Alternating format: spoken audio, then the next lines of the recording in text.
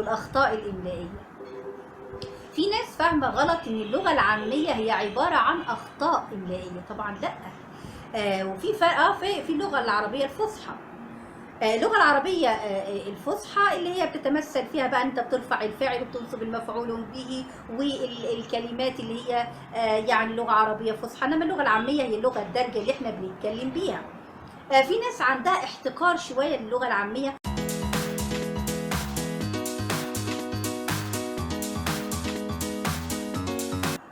دلوقتي انا لو جايه اشرح نص، فهو النص باللغه مكتوب قدام الطالب في الكتاب باللغه العربيه الفصحى، انا كمان هشرحه باللغه العربيه الفصحى، ابقى انا عملت ايه؟ طيب يعني فهمته ازاي؟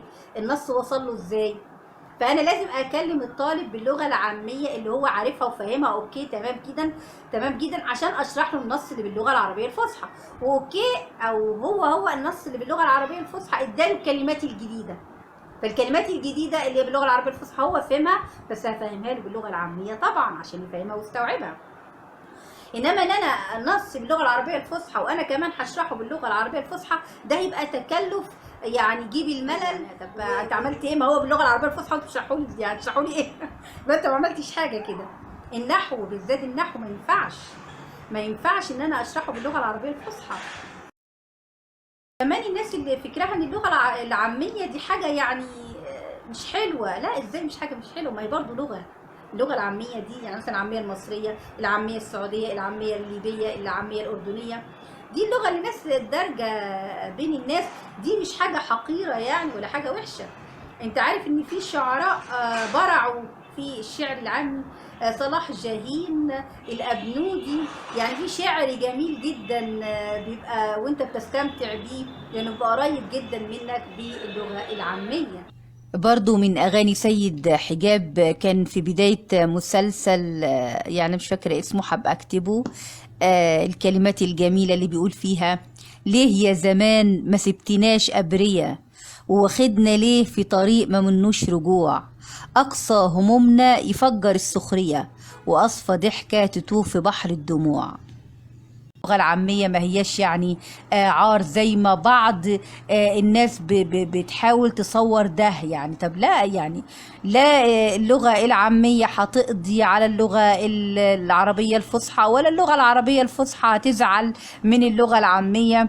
زي ما عندنا في اللغات مثلا اللغة الإنجليزية مش هتقضي على اللغة العربية، ولا اللغة العربية هتقضي على اللغة الإنجليزية. كله بيعيش وكله ليه طعم ومذاق. اللغة العربية الفصحى بتعبر عن حاجات برضو ممكن تعجز ساعات عنها اللغة العامية. اللغة العامية برضو فيها حتة انها بتوصل للناس العاديين، اللي بتوصل للكل، يعني الدكاترة اللي الدكتوراه في اللغة العربية هيوصلوا الشعر العامي، الإنسان البسيط هيوصلوا الشعر العامي.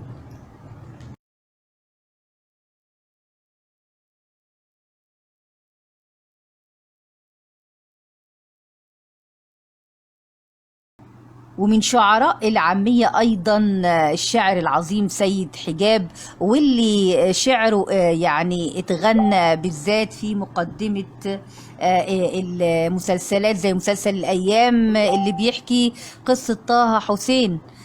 فبيقول: أيام ورا أيام ورا أيام، لا الجرح يهدى ولا الرجا بينام، ماشي في طريق الشوق لكن قلبي مطرح ما يمشي يبدر الأحلام.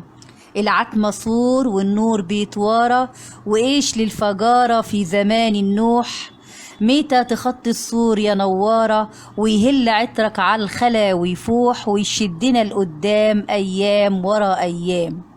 من عتمة الليل النهار راجع، ومهما طال الليل بيجي نهار، ومهما تكون في عتمة ومواجع، العتمة سور يجي النهار تنهار وظهرنا ينجام. طبعا ينجام دي يعني ايه؟ ينقام يعني بالقاف، بس طبعا هي بلهجة الصعيد يعني. فهو يا ريت حتى تسمعوا بداية أغنية مسلسل الأيام اللي ألفها سيد حجاب.